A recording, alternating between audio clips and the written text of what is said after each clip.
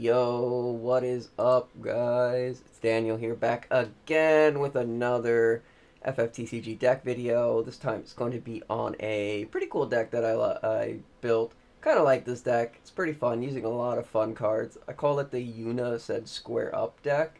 That's because it's sort of like a summoner Yuna deck. It's going to be using this Opus 20 Yuna L.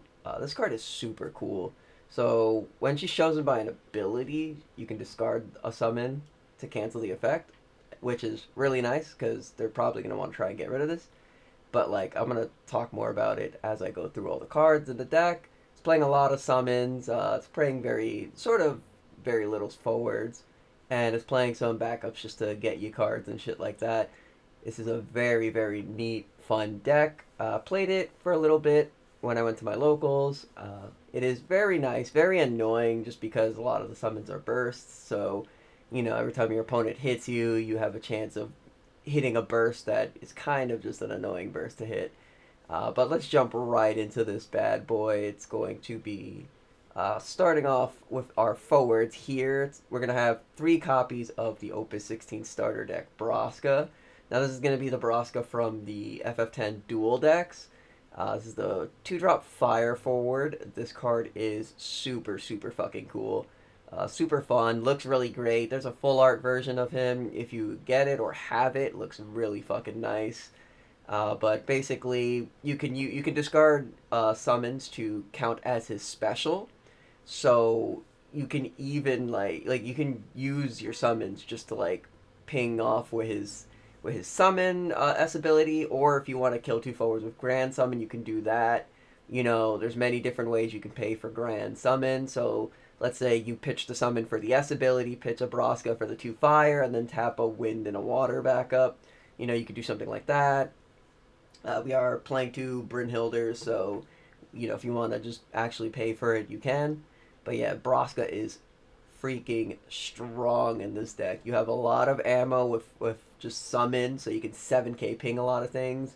His S ability is always basically live in this deck. And thanks to, the backup Riku, you can just play him. Again, you have Brynhilders, you can pitch and play him. You have Chocobo Chicken here, so you can cheat him out. It's pretty nice. He's a very strong card for this type of deck. Next up is a interesting card that I enjoy and like. It's not going to be the 5 CP realm, but it's going to be the 2 CP Water Ice realm. This is going to come from Opus 19. I'm playing this at 2 copies. This card is incredibly cool. It has such a great text on it.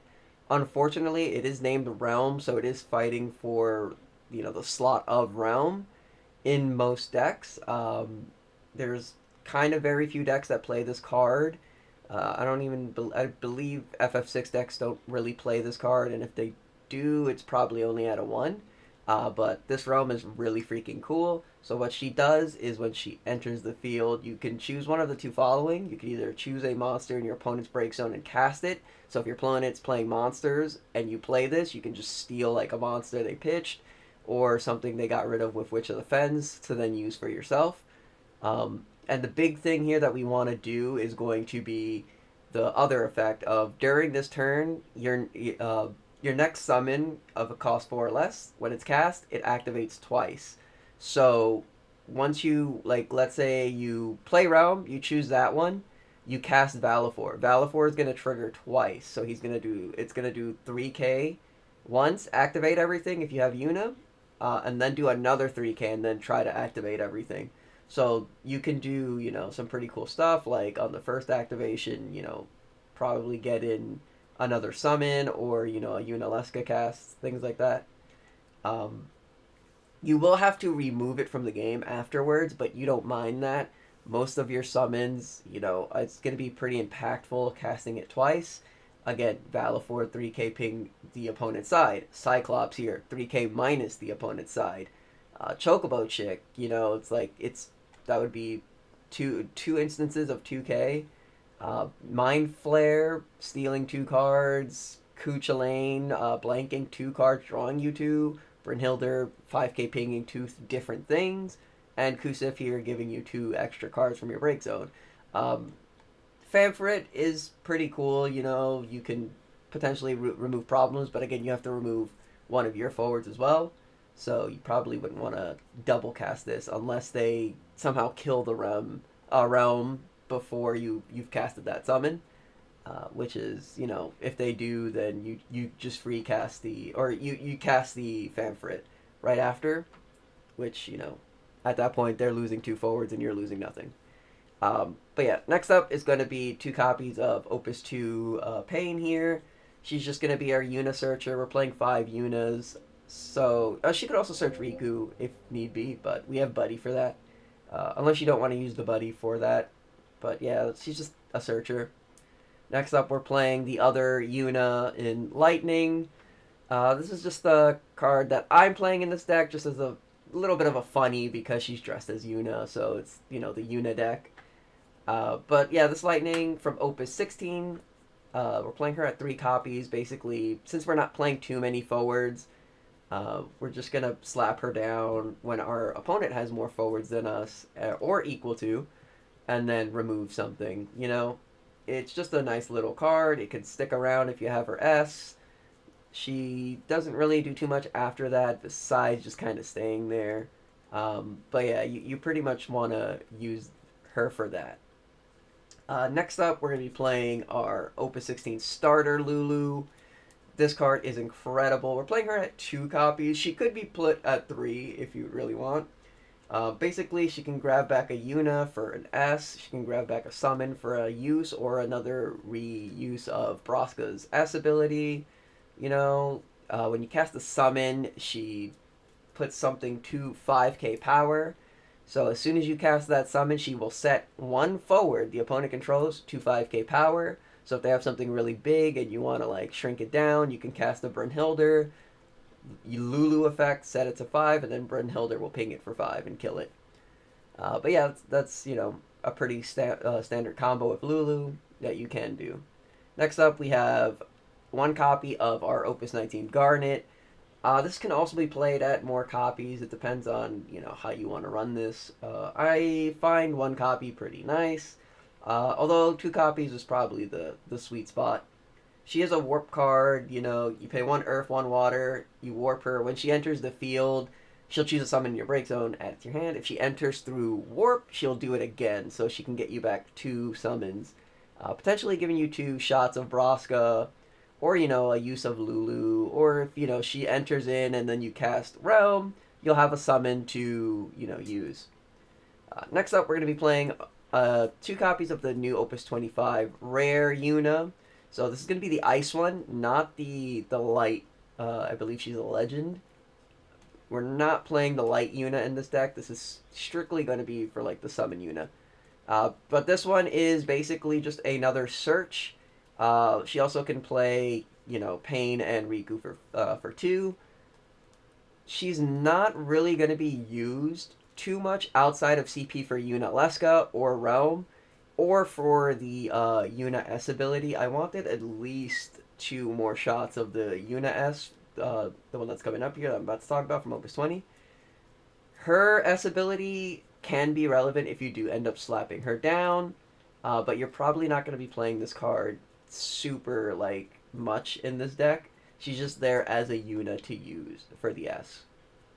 But yes, the last forward in our deck is going to be the star card, 3 copies, again, of Opus 20 Legend Yuna. This is a 5 cost, 8k forward. Again, when she's targeted by an ability, you can discard a summon to cancel it. And then when you cast a summon, she will draw you a card. This will only happen once per turn. But again, blanking something with a Cuchulainn and then getting 2 free draws is pretty nice. Killing something with a Brynhildr and getting 2 free draws is pretty nice. Recurring something with Kusif and getting a free draw is pretty nice. So you'll just have a bunch of cards in hand always when you get this card out. It's really freaking good. And there's multiple different ways you can grab her. So I play her at the max, 3 copies. Again, her S ability is also very strong. It's holy. You just pitch a Yuna and you choose 1 forward, deal it 3k for each summon in your break zone. So this is why we're playing a lot of summons, and this is why I wanted the extra Yuna for the extra shot of her S ability. Ice Yuna can be swapped to the 5-drop backup Yuna, the water one. That one is a burst if you want more EX bursts in your deck. But, you know, I don't want people, like, playing this deck and then getting trapped thinking they have to cast the backup Yuna because they didn't see, like, a backup or something. So that's why I put this ice one in the deck. But you can play the backup one if you want the EX burst. Next up, we'll just go into our summons. We have 2 copies of Kuchulain Opus 9. It's an EX burst. It's kind of a staple water summon. I'm playing it at 2 copies only because I don't have an extra one. But this card is very nice. It's very good to see. I also feel like it's fine at 2 copies in this type of deck. Mainly because you have a bunch of different ways to deal with cards. And you'll always have enough cards in hand to deal with said cards. So you don't really mind losing cards or anything like that. So you don't really need the blank effect too much. 3 copies of Opus 1 starter deck Valifor. This is going to be from the very first Final Fantasy X starter deck. This one, again, deals 3k to all the opponent's forwards. If you have Yuna out, it will activate all your backups. So that could be very nice depending on how you're playing. 3 copies of Opus 10 Kusif here. He's just a recur for a forward or a backup in your break zone. 2 copies of Opus 15 Brynhilder, 5k damage ping, and if it kills something, or if that forward is put to the break zone at any point during that turn, you will draw a card. He is a burst, so it's nice. Opus 3 Cyclops here, at 2 copies with a burst, minus 3k to all the opponent's forwards. Very strong. Sorry, this is Opus 2 Cyclops, not Opus 3. Very strong card. Very nice. I like it. Next up is the Opus 3 card. Opus 3 Famfrit EX Burst. You and your opponent select 1 forward you each control, and you put it into the break zone. So it's going to be pretty nice to remove a forward on your side and your opponent's side. Let's say you had an LB Leo that pretty much isn't doing anything, and your opponent isn't kind of attacking. You could use this to get rid of it and something on your opponent's side. And then you can LB Leo again. So it's a great way to replay cards as well. 1 copy of the new Opus 25 Chocobo Chick. This card is basically just going to play out a free Braska or Realm. It does do 2k damage to all of your opponent's forwards. And it also has the added benefit of removing a wind backup, and it costs 1. So mainly you'd want to target the buddy with this, remove the buddy. You know, you play Chocobo Chick, play out Braska or Realm, whichever. And then you could, like, replay a buddy later, you know, to search out one of your other 10 backups. We're playing 1 copy of Opus 15 Mind Flare. This is just a neat little card. It looks at the top 2 cards of your opponent's deck. You remove 1 and put the other into the bottom of their deck. You can then cast the remove card as you owned it this turn. So if you cast Mind Flare and let's say, you know, you removed a 4-colored Warrior of Light, you can then cast that 4-colored Warrior of Light from your opponent's side. Next up, we're playing 1 copy of the new Opus 25 Famfrit. This is just a nice little way to get rid of a forward that enters with an auto. You do get a draw 1 off of this, and it also has the added benefit of removing a water backup to reduce the cost by 2. So you can get rid of a Thord in here or an Eco to do that effect for 2. And then, you know, have them put that forward into the break zone, and then, you know, draw a card, or maybe 2 cards if you have Yuna out, depending. And then our last summon is going to be 1 copy of Levy 6 from Opus 14. Mainly here just because it's a kind of a staple water summon. It's pretty nice to flip off of a burst. You can grab back a Yuna or a Lightning or a Realm with this. If they are playing the Light Yuna and this gets hit as a burst, you can bottom deck that card. If they're playing any dark forwards, you can bottom or top deck them. You know, it's pretty nice. Just a nice card to have. And lastly here, we'll talk about the backups. We're playing 1 copy of the Earth Opus 1 Kimari Common. This just gains all the elements of the characters your opponent controls, except for light or dark. It's a really cheeky way to, you know, sort of cast your cards. things like Seymour, who is a lightning, Braska, who's fire. Just because you're playing a lot of different elements, you can kind of use him to cast your cards. He's also Earth CP for the Kusif, Garnet, and the Cryo in the deck, so it's pretty nice. Next up, we're going to have 3 copies of Opus 7 Seymour. He's just a burst that says, when he enters, you put 1 summon at the top of your deck, and then that's it.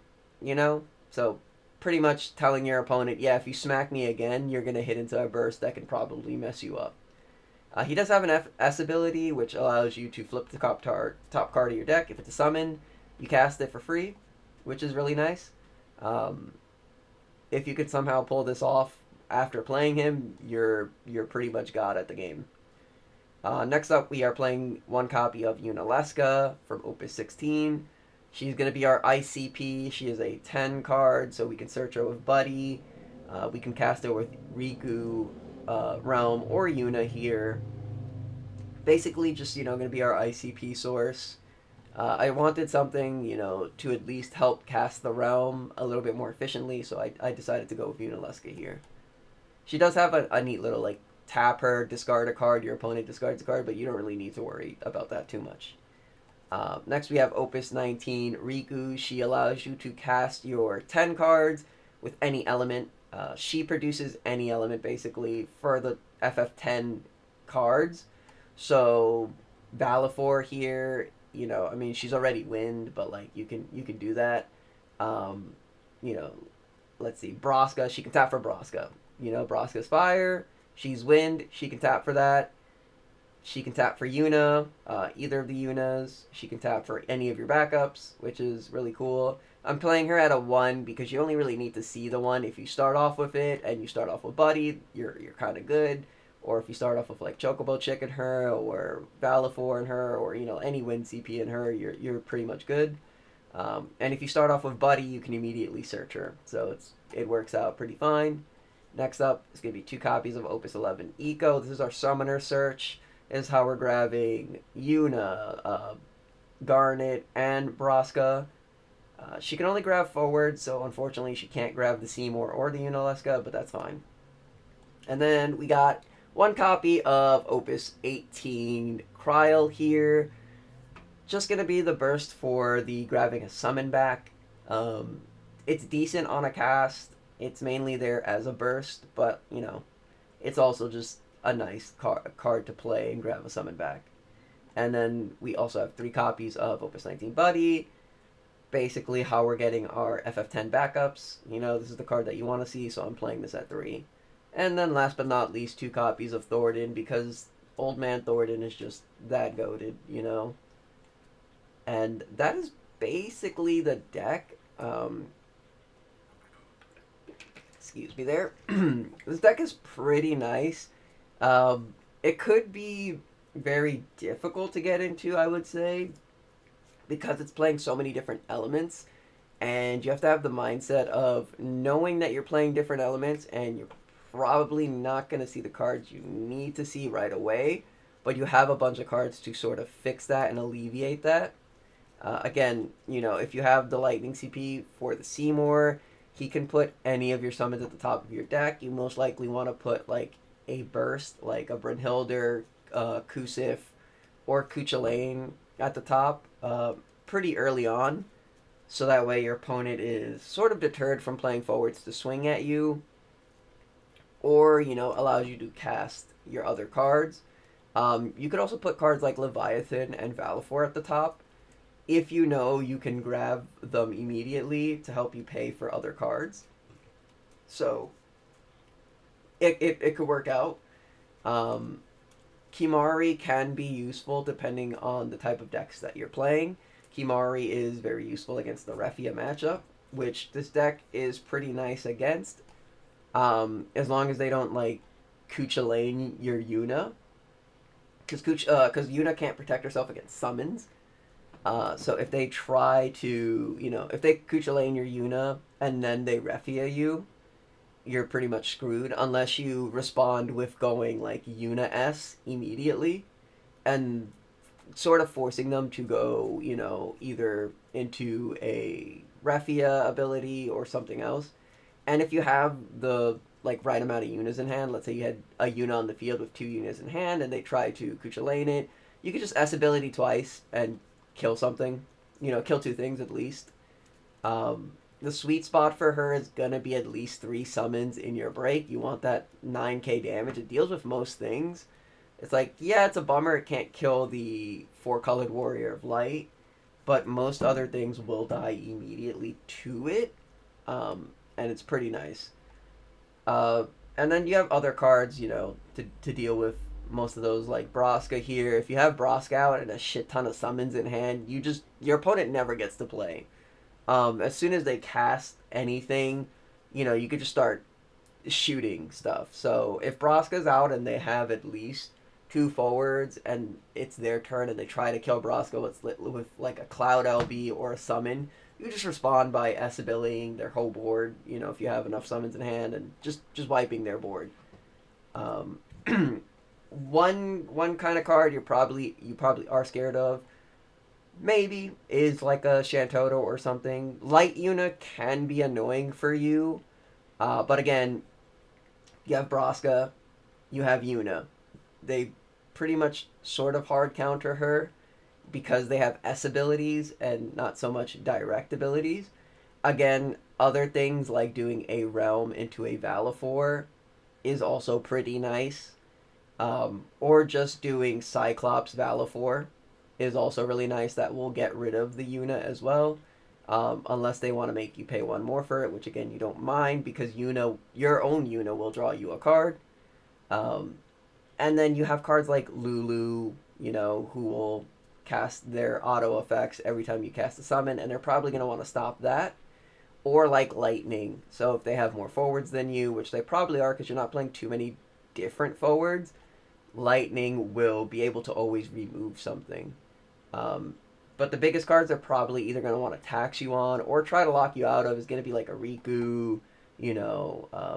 They're going to want to tax you out of the Seymour, out of the Buddy, basically your searches, and then they're going to want to keep certain cards locked down. I'm not sure how this will do against like Knights or Warriors, but I feel like this can get around their little stuff. Again, you have Valifor, so you don't really care about anyone freezing your backups because all you have to do is slap a Yuna down and then cast the Valifor, or just have the Valifor in hand as you know as your Yuna is out.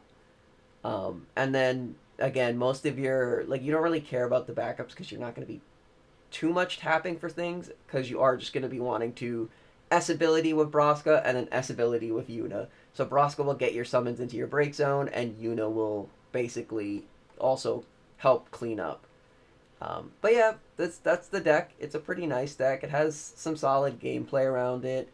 You know, as always, I will sort of show off the deck for you guys. So if you guys want to kindly and nicely see how the deck functions and plays, we can sort of give you a little test here. But yeah, let me shuffle up here. I didn't talk about LBs because like you can kind of play whichever LB since you're playing a lot of elements. You know, like 1 Cloud LB. You're mainly gonna want to at least have 2 Luna Freya, 2 Leo, maybe a Tidus LB. You know, but LBs are gonna be up to you for the deck. There's a lot of good ones, and there's you know a lot of ones that just don't work. So just make sure you know which LBs you're playing. But yeah, here we have a pretty decent end. We see the Yuna, we have an Eco, a Valifor, a Thornton, and Seymour's nice. We could keep this hand. We can mulligan it. I would say keep this hand because you have the Yuna. But yeah, let's start it off. We'll draw a card. It's Garnet. It's not too bad. You could just cast Eco here. Like, starting off with just casting Eco, and either searching Braska or Yuna is pretty nice. It depends on what you're playing against, and, you know, if you know what your opponent has. Braska can be good against most decks, so I would say get him out, because Yuna is a 5 cost, so you're probably not going to be able to cast her immediately, you know, unless you get really lucky and you're really, like, you're really wanting to push it and try and get her out as fast as possible. But yeah, so we'll just grab the Braska, pass turn, your opponent does things, it's your turn.